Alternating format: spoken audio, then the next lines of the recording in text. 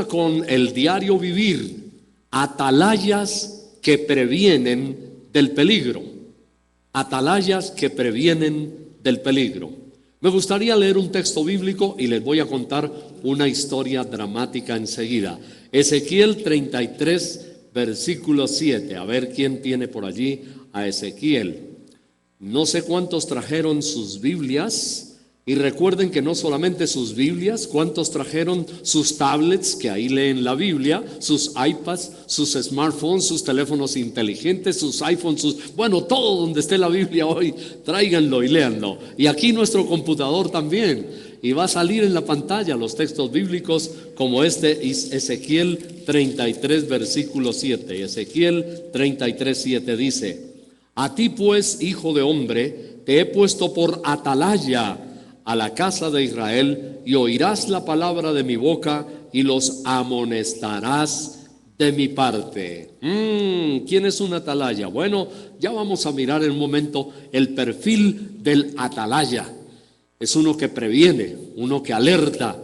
Eran los que estaban en las torres de los castillos antiguamente a la hora de la guerra para avisar que venía el enemigo. Hoy tenemos atalayas modernos que vamos a estar mirando, pero un atalaya es alguien que en cierta manera se interpone entre el enemigo y el pueblo.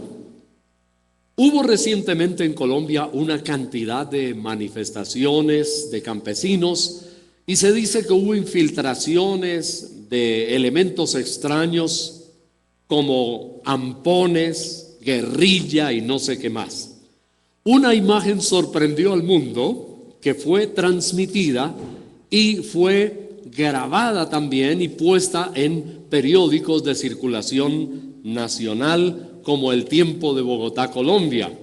Aparecía una mujer en el momento justo en el cual una gran multitud de muchachos que parecían fieras, hambrientas de sangre, desenfrenados, con ladrillos en la mano, con garrotes y tubos metálicos, dándole golpes a la policía. Estos apenas arrinconados contra la pared de atrás del Palacio de Justicia de Colombia en la ciudad de Bogotá, y poniendo sus escudos, pero recibían cualquier cantidad de golpes en sus piernas por debajo, con palos y con ladrillos, y bueno, se ufanaban. Y una mujer, no fue ni siquiera un hombre, pero una mujer apareció de un momento a otro en la escena. Le quitó una pancarta, se la arrebató a uno de los jóvenes y le dijo: eso no se hace. Pero ¿sabe lo que hizo esta mujer? Fue allá atrás contra la pared donde estaba el escuadrón antidisturbios de la policía y se paró, se interpuso entre la multitud vociferante y fiera y los policías que estaban allí, y se puso así, abriendo sus piernas y sus brazos, estaba así, diciéndoles que no hicieran nada.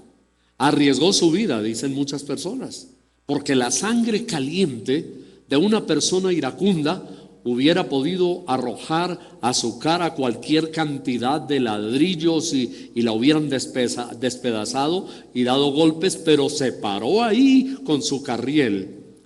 Lo que ella hizo no era simplemente para volverse famosa o hacer un gran espectáculo. Es más, después ella dice que ni siquiera lo sabía, que la habían fotografiado.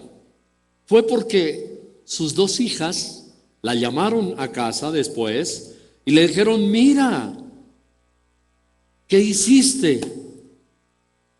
Y no le contaron así mayores detalles para que ella misma pudiera ver luego las fotografías. ¿Sabe cómo se llama esta mujer? Se llama Gloria. Gloria es el nombre de ella. Y entonces encontró, o le hicieron llegar el periódico. Aparece después otra fotografía, ya ella aparece en su casa con el periódico. Y le tomaron varias fotografías a Gloria, tengo algunas de ellas aquí. Gloria Barreto es el apellido de ella. Bueno, ella dice: los manifestantes reflejaban falta de amor. Y cuando llegó a la casa, dice, no entendía lo que pasaba, ni por qué salía en el periódico. Yo pensé que me estaban acusando o que yo había hecho era algo malo, porque yo no le había contado a nadie lo que hice el jueves al pararme allí. Pero como salió en el periódico, sus hijas entonces la llamaron y dice que por momentos le duele la cabeza y que de vez en cuando se le escurren las lágrimas con algunos parpadeos. Primero era por el efecto de los gases lacrimógenos y segundo por el sentimiento de gratitud de haber logrado su objetivo. No le había contado a nadie. Pero algo más que ella declara y dice es que soy una mujer convencida de que toda autoridad viene de Dios y por eso hay que respetarla. Toda autoridad viene de Dios y por eso hay que respetarla. Entonces, hay fotografías, hay videos de Gloria Barreto y ahora la Policía Nacional de Colombia le prepara un tremendo homenaje por la valentía de esta mujer que fue capaz de interponerse entre la turba de muchachos violentos que despedazaron almacenes, rompieron cajeros, incendiaron, hicieron cosas terribles, dañaron bancos. Bueno, fue algo espantoso. Pero ahora ella es famosa porque simplemente se interpuso allí y abrió sus brazos de amor y dice, los manifestantes reflejaban la falta de amor. Claro, había mucha violencia. Bien, ¿por qué viene esto hoy al caso de lo que estamos predicando? Y es que los atalayas usaban trompetas. Los atalayas proclamaban un mensaje con sus trompetas, declaraban algo. Ahora nosotros somos atalayas, nosotros somos trompetas ¿de qué? Como esta mujer llamada Gloria, somos trompetas de amor. Estamos dándole un mensaje y lo que ella estaba haciendo era un mensaje de amor, no violencia, no agresión, no daño a nuestro prójimo. Era el mensaje que ella estaba dando. El atalaya es uno que utiliza su trompeta como lo hacían antiguamente y aquí nos lo refiere el libro de Ezequiel. Trompeta de amor, del mensaje de Dios. Cristo, y realmente cuando yo vi la fotografía de esa mujer, me parecía crucificada allí frente a los policías. Y dije, qué valor el de esta mujer, exponer su vida frente a una turba que arrojaba ladrillos y daba con varillas de metal. Y dije yo, asombroso, pensé, qué valentía la de esta mujer. Pero eso fue lo que Jesús hizo al morir en la cruz del Calvario. Abrió sus brazos, derramó su sangre. Y nosotros como atalayas tenemos el deber de proclamarle al mundo que hubo uno que allá abrió sus brazos, derramó su sangre y entregó su vida, porque a él si nadie le tuvo compasión, como pasó con esta mujer. A él lo mataron, le clavaron en sus manos y en sus pies, le metieron una lanza, lo habían azotado, le pusieron espinas, y nosotros somos atalayas en dos sentidos. Uno, proclamar el amor de Dios. Dos, advertirle el peligro, porque los atalayas advierten el peligro, advertirle el peligro al pecador que si no se arrepiente, hay una trompeta de juicio final de Dios que está destinada para eso. Los toques de trompeta tienen diferentes tipos de melodías. Hay unos que son toques lastimeros, como la trompeta de duelo, cuando se lamenta que alguien ha muerto. Son mensajes de duelo, pero hay otros que son trompetas de advertencia y hay otros que son trompetas de júbilo por una victoria. En Ezequiel 33:7 que hemos leído, la Biblia dice: a ti pues, hijo de hombre, te he puesto por atalaya a la casa de Israel y oirás la palabra de mi boca y los amonestarás de mi parte. Aquí ya hay una definición celestial, espiritual, de la función de una atalaya. Es amonestar, es llamarlos al orden, el perfil del atalaya, mirar la delicada responsabilidad que tiene frente al peligro inminente. El atalaya es uno que salva vidas. El atalaya tocaba la trompeta de advertencia desde las torres de vigilancia en las murallas, en las ciudades, en las fortalezas, en los castillos, cuando se aproximaba una amenaza. Hasta los animales tienen sus atalayas. Yo recuerdo cuando estuve predicando muchas veces allá en el Caquetá, en aquellas ocasiones cuando conocí al hermano Eurípides, hace como más de 20 años creo yo, 25, ahí en el Doncello, en el Caquetá. Bueno, cuando yo estuve allí, había una tremenda cantidad de manadas de micos y muchos campesinos tenían sus hermosos cultivos y había unos micos que se llaman los maiceros, entre otros, había unos churucos, le llamaban así, y otros maiceros. Y estos maiceros micos eran astutos y muy pillos. Tenían atalayas no para hacer el bien, sino para hacer el mal. ¿Saben lo que hacían estos micos maiceros? Se trepaban a la copa de los árboles más altos y ellos venían por centenares, donde había un gigantesco, un inmenso cultivo de maíz, y hacían la fiesta. Se subían y arrancaban maíz, y robe maíz, y coma maíz, y robe maíz. Y los otros, trepados en la copa alta de los árboles, estaban allá pendientes, mirando, y eran así, para un lado y otro. Y cuando veían venir una persona que iba a defender el cultivo de maíz, y armaban un tierrero, como dicen, y entonces todos empezaban a gritar, y los que se van, pies en polvorosa. Cuando la gente llegaba, los campesinos, a defender su cultivo, muchas veces ya era demasiado tarde y no podían hacerle nada a los micos porque tenían atalayas perversos ahí arriba, colgados, que estaban advirtiéndole a los demás del peligro. Qué tremendos estos maiceros micos ahí en el Caquetá. Y había otros churucos que más o menos hacían cosas parecidas. Pero bueno, el atalaya, de todas maneras, es alguien que toca la trompeta de advertencia. Mire, aquí donde acabamos de leer en la Biblia, hay algunos parámetros o disposiciones establecidas por Dios para que el ser humano sea advertido por el atalaya, y hay dos cosas muy importantes. Primera, evitar transgredir con su pecado la bondad de Dios. El atalaya advierte, dice, no pequen contra Dios. Y la segunda, el peligro de las consecuencias desastrosas para su vida por la transgresión y la maldad, o la maldad de esa transgresión. Podemos de tal manera ilustrar la función del atalaya con otra experiencia que les quiero contar.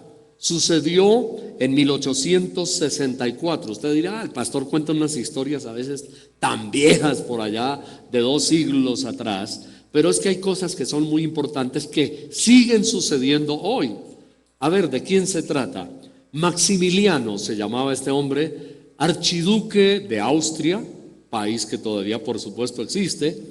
Hizo una travesía, el archiduque de Austria, entre Europa y venía hacia América en 1864. El archiduque escribió una nota después de su viaje en un diario que él tenía, y hoy todavía se registran las palabras de él. Permítame compartir. El archiduque escribió lo siguiente: hoy murió un marinero a bordo. Sintió acercarse su fin. Estaba angustiado y temeroso cuando pidió que alguien orara por él. El médico que lo atendió comunicó el pedido espiritual de este hombre. El médico no tenía nada de cristianismo ni de religión, pero comunicó su pedido a los oficiales del buque y a toda la tripulación, pero todos se rehusaron. No hubo un médico espiritual. Ahí estaba el médico físico, pero no había un médico espiritual. Nadie pudo orar por un hombre que se hallaba en el umbral para pasar a la eternidad. Eso dice el archiduque y sigue escribiendo: fui a verlo, pero me sentí incapaz de orar por él. Le dije algunas cosas insignificantes de las que ahora me avergüenzo. Oh, pobre archiduque. Dice, yo le dije, como dicen, bobadas.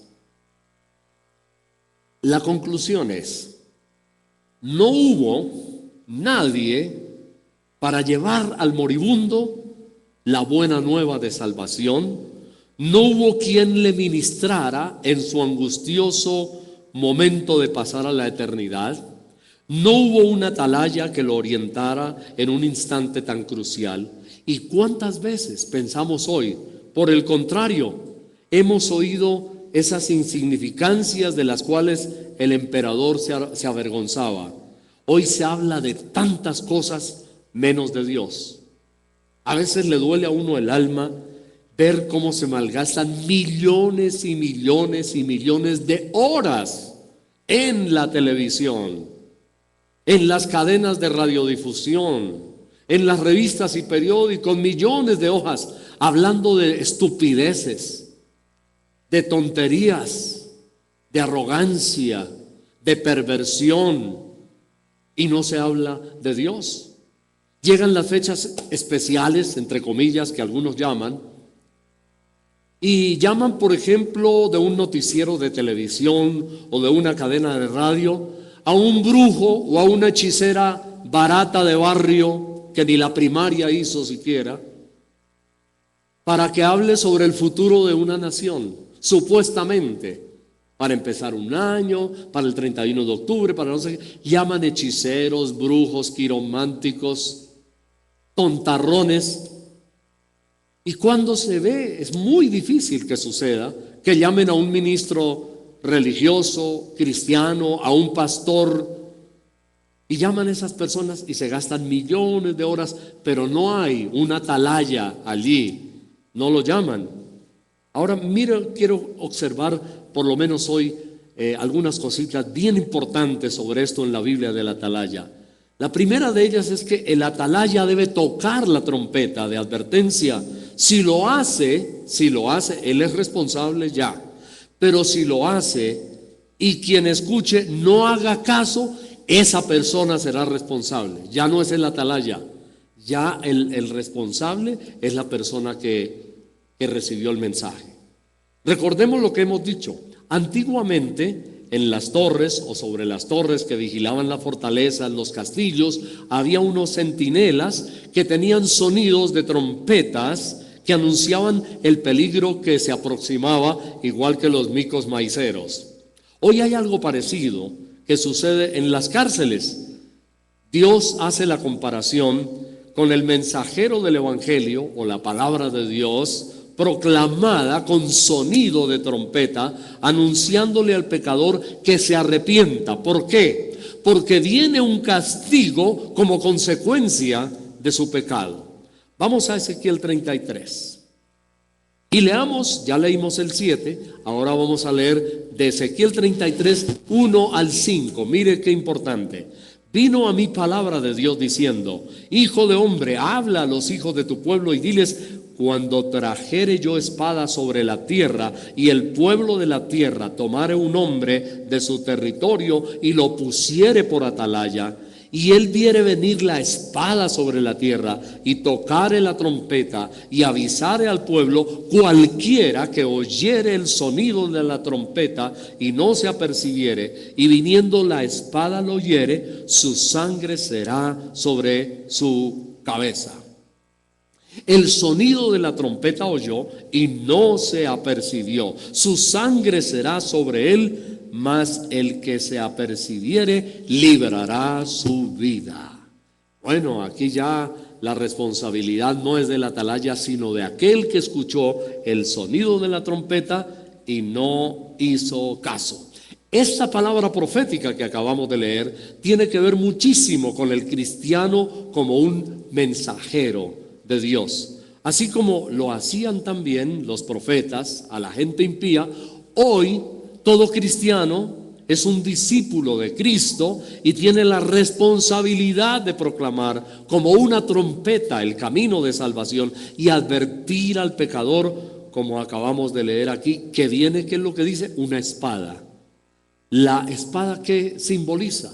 La espada simboliza el juicio de Dios sobre la tierra por la maldad de la humanidad. En este caso, si el atalaya advierte al pecador, habrá salvado su responsabilidad. Veamos Ezequiel 33, vamos más adelantico al versículo 9. Y si tú avisares al impío de su camino para que se aparte de él, y él no se apartare de su camino, él morirá por su pecado, pero tú libraste tu vida. Claro, había castigos para los atalayas que no tocaban la trompeta, pena de muerte por no haber avisado que venía el enemigo, tal vez un infiltrado, un vendido al enemigo que no quiso tocar la trompeta. Bueno, según lo que Dios dice, entonces, la responsabilidad ya es de cada uno. Miremos Deuteronomio 24:16, un poquito más atrás, ahí en el Antiguo Testamento, Deuteronomio 24, versículo 16. Mire lo que dice: los padres no morirán por los hijos, ni los hijos por los padres. Cada uno morirá, ¿por qué? Por su pecado. Papá, mamá, si usted fue un buen atalaya, si usted le enseñó a sus hijos el camino de salvación, si usted les dio un ejemplo bueno y les mostró el camino y les encendió el faro que ilumina el mundo para que no se pierdan, pero ellos se desvían y no quieren hacer lo que Dios quiere en los caminos y en su palabra, papá, mamá, usted ha salvado su vida, usted ha salvado su responsabilidad. Si su hijo o su hija se pierde, se pervierte y se aparta, ya es responsabilidad de él. La Biblia dice que cada uno morirá por su pecado. Los padres no morirán por los hijos, ni los hijos por los padres. Cada uno morirá por su pecado. Así que usted, padre o mamá, si su hijo o su hija se desviaron, no se sienta culpable. Si usted hizo lo que la Biblia dice que había que hacer. La Biblia, por ejemplo, nos habla de los hijos del sacerdote Elí. Fueron perversos, hasta pecaron en la misma casa de Dios. La Biblia dice que Elí no los estorbó, o sea, hacía el de la vista gorda cuando supo que sus hijos estaban mal, no los estorbó, no los exhortó, no los llamó al orden, no los disciplinó. Ah, pobre Elí, porque no solamente se condenan ellos, sino que él también. Y la Biblia dice que como no los estorbó, estaba en su mecedora. En aquel tiempo no eran eléctricas con masajes de esas que hay hoy en las casas o en los centros comerciales, pero eran sillas. Y se fue hacia atrás y ahí terminó Elí. Pobrecito. Bueno, si usted ha sido responsable y alguno de sus hijos o hijas se descarría, y bueno, ya él o ella tendrán que rendirle cuentas a Dios. Nosotros haremos hasta donde podamos, pero acuérdense, padres, es una gran responsabilidad. Por allí en la cartelera a la entrada de la iglesia hay un artículo de una muy buena periodista, le invito a leerlo si puede ahora a la salida, que habla de los adolescentes. Casi dice adultos, pero dice adolescentes. ¿Y sabe lo que dice allí? Los padres permisivos. Léalo, es interesante. La mujer no es cristiana, pero wow, a veces hasta la gente no cristiana tiene más perspectiva y visión de la formación de los hijos y de la responsabilidad de los padres. En síntesis, lo que ella dice, en resumen, en una frase de este artículo, es que hay padres que son tan permisivos y que crían hijos así, muy elásticamente, porque desgraciadamente también hay muchos psicólogos que dicen: no reprenda a su hijo porque lo traumatiza. El libre desarrollo de la personalidad, hay una cantidad de pendejadas, discúlpenme la expresión.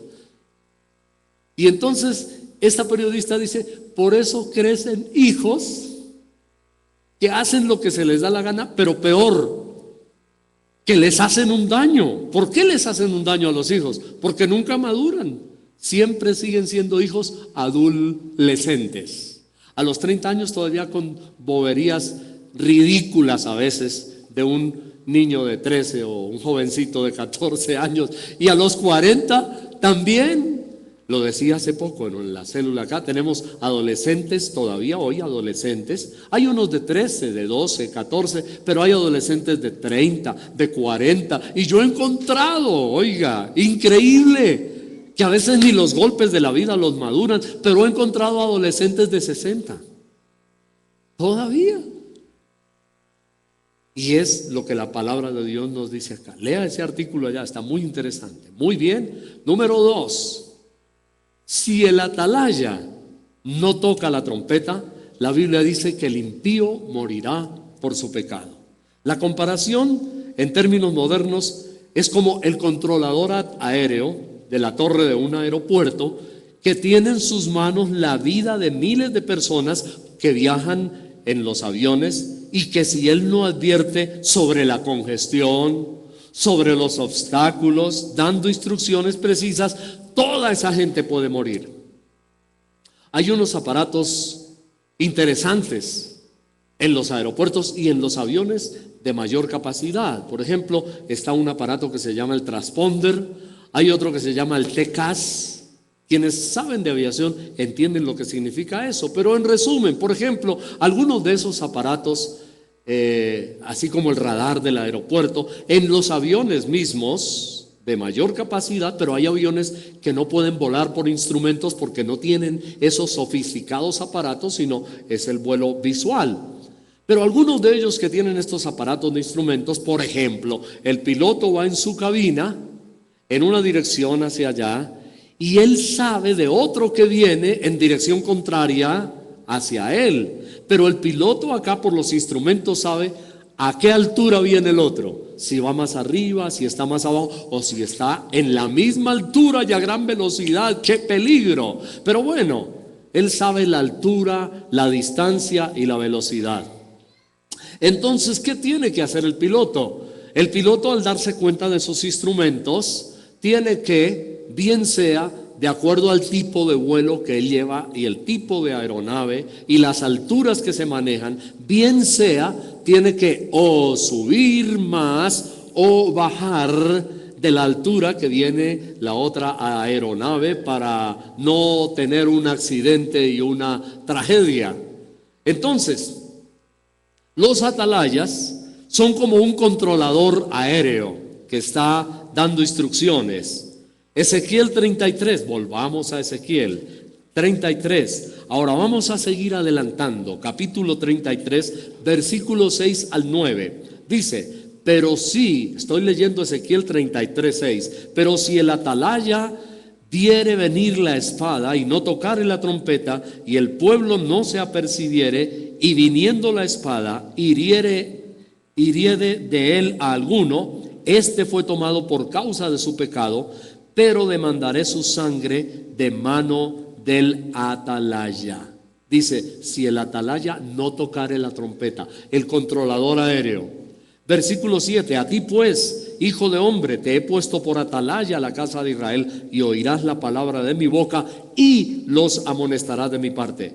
Cuando yo dijere al impío, impío, de cierto morirás, si tú no hablares para que se guarde el impío de su camino, el impío morirá por su pecado, pero su sangre yo la demandaré de tu mano. Y si tú avisares al impío de su camino para que se aparte de él, y él no se apartare de su camino, él morirá por su pecado, pero tú, controlador aéreo, pero tú, atalaya, libraste tu vida. Oiga, tremendo pensar esto, que Dios nos va a demandar una responsabilidad por la vida de alguien. ¡Qué bárbaro! ¡Wow! Normalmente, siempre, cuando me dicen que hay una persona que está agonizando, me dicen, pastor, está en cuidados intensivos. Los médicos dicen que es terminal, que a cualquier momento puede morir. Usted puede ir a orar por él, corra inmediatamente a Urbanovich, váyase y ore por ese hombre. Es una responsabilidad, yo la siento inmediatamente en mi corazón. Y digo, hay que dejar cualquier cosa que esté haciendo, que sea muy importante, y me voy a la clínica o al hospital a orar por él. Y tengo la bella satisfacción. No sé cuánta gente, pero muchas personas y personas, yo he ido a orar y a veces Dios me da el privilegio, qué tremendo. Algunos de ellos han estado inconscientes. Y en el momento preciso en que yo llego para orar, ¡rum!, una mejoría. Los médicos se alegran, las enfermeras dicen se salvó. Y lo que pasa es que Dios le está dando la oportunidad para que yo le dé el mensaje y le diga, bueno, arrepiéntase, entréguele su vida a Cristo. Sí, ore conmigo, repita la oración, pídale perdón a Dios, arrepiéntase, amén, en el nombre de Jesús, amén. Y estiran la pata. Dios los ha salvado. Y yo me siento, ese parece que fuera parte de mi ministerio. Cuando me llaman a orar por una persona que está agonizando, que está muriendo, córrale, vaya, ore, sálvelo, otro menos para el infierno, uno más para el reino, para la gloria de Dios.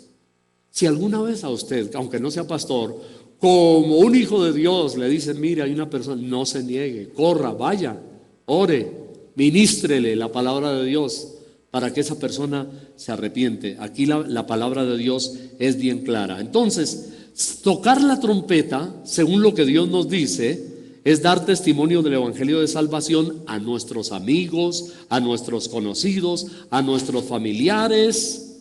¿Predicarles qué? Muy sencillo, que Cristo murió en la cruz para salvarnos y que su sangre nos limpia de todo pecado.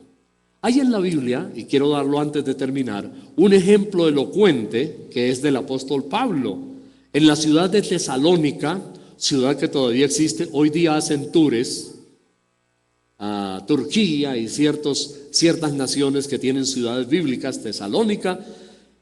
En Tesalónica estaba el apóstol Pablo, no tenía sustento de ninguna iglesia, ninguna misión lo patrocinaba al pobre Pablo. Hasta se sacrificó, nos dice la Biblia, trabajando hasta el amanecer. ¿Y qué hacía? Fabricaba tiendas y con la platica que ganaba se sostenía para predicar el evangelio por amor a los perdidos, para que no fueran condenados.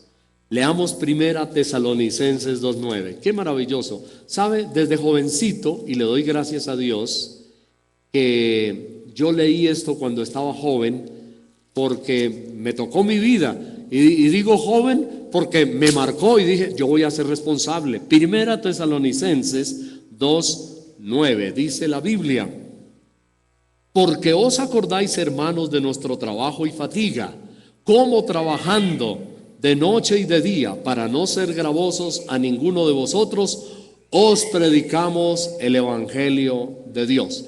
¿Cómo trabajaba Pablo? Trasnochando, dele toda la noche, haciendo tiendas, y de día también.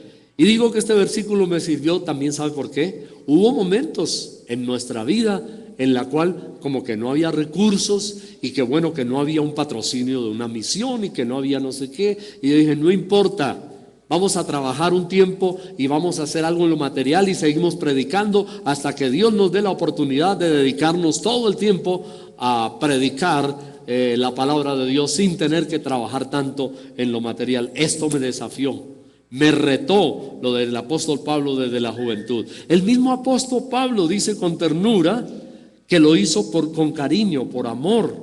Dice, por cariño al Señor Jesús, por amor a la gente que está ciega, por amor a la gente que está cayendo al abismo. Pablo dice que lo hizo con mucho amor por ellos. Muy bien.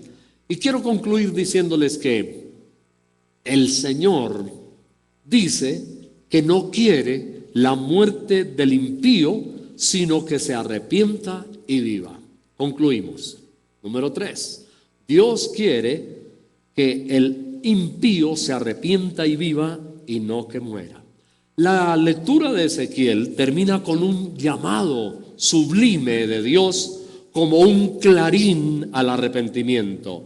Volvamos a Ezequiel, capítulo 33. Ahora vamos al 10. Seguimos avanzando y ya vamos a terminar.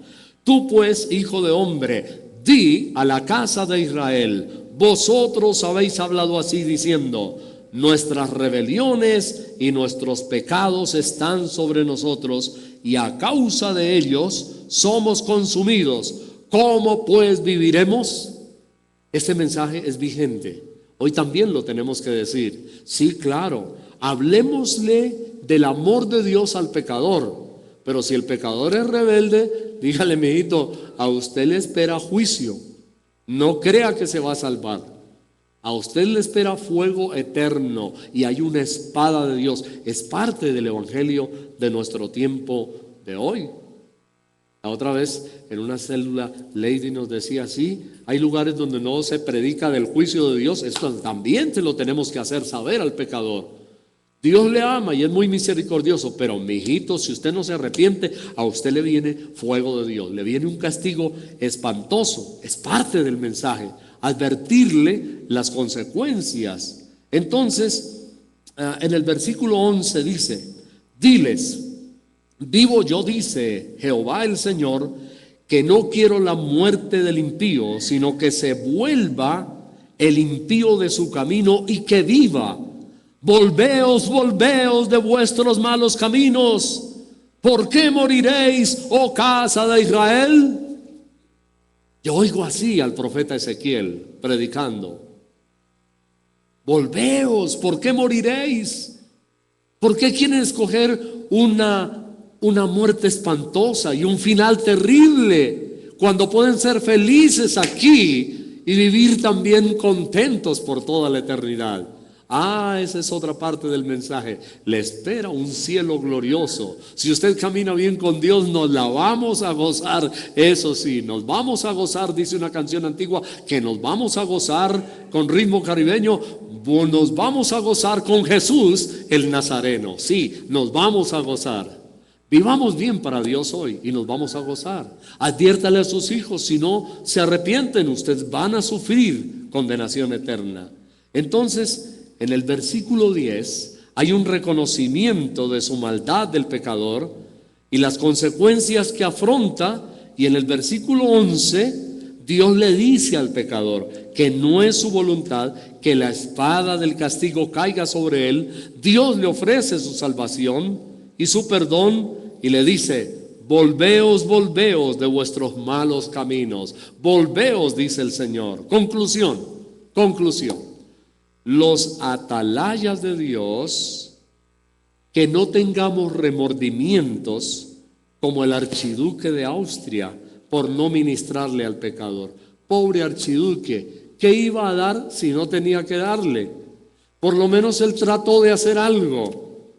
No tenía mucho que ofrecerle, pero algo trató de hacer el hombre en la muerte de ese pobre soldado al final.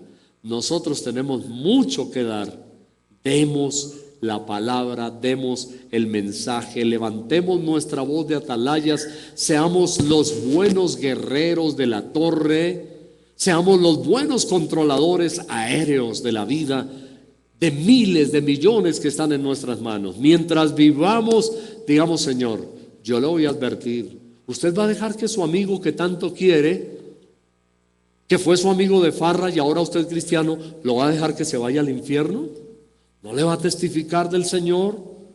¿No va a llevar aunque sea un folleto explicativo, un tratadito, algo para hablarle de Cristo? ¿Lo va a dejar morir así, de una manera miserable? Oh, no.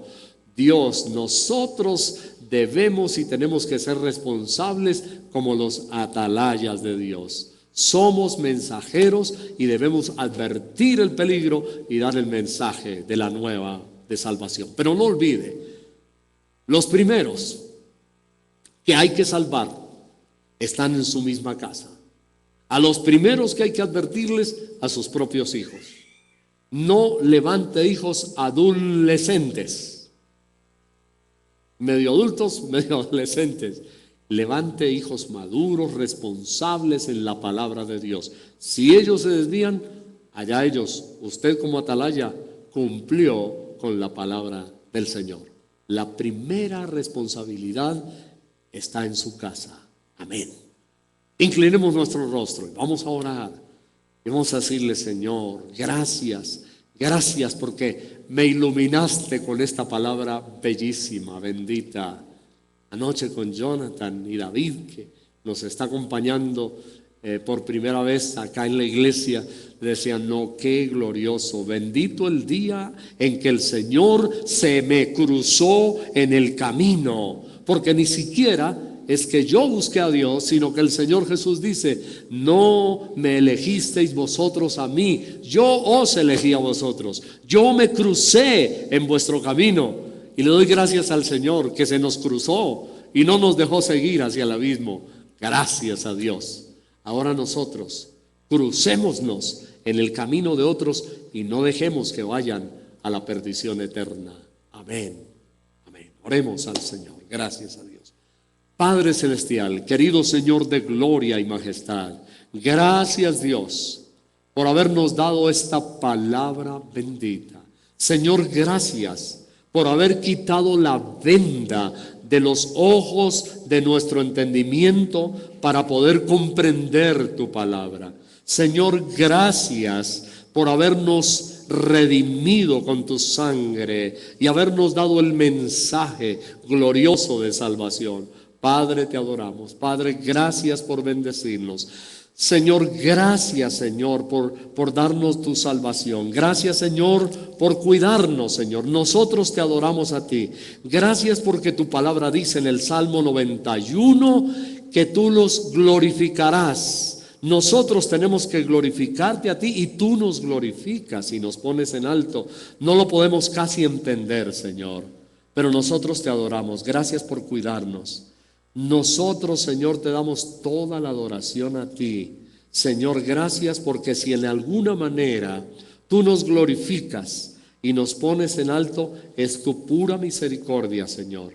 Pero nosotros somos quienes debemos glorificarte a ti, adorarte a ti, Señor. Y por eso lo hacemos hoy y te pedimos que nos des la unción y nos des el poder, Señor, para ministrar tu palabra y advertir al pecador. Te pedimos, Dios, hoy de una manera muy especial por nuestras familias.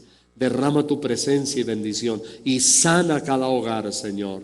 Danos la responsabilidad para ayudar nuestras familias en el nombre de Jesucristo de Nazaret a ser salvos también. Amén y amén. Espero que hoy le bendiga el Señor grandemente. Dele un abrazo a la persona que está a su lado hoy y dígale, somos responsables, somos atalayas. Dígale, somos responsables, somos atalayas. Gracias en el nombre de Jesús. Bendiga a Dios su hogar, bendiga a sus hijitos. Hoy entonces vaya con Dios y bendiga a su familia en el nombre de Jesús. Amén y amén. Gracias.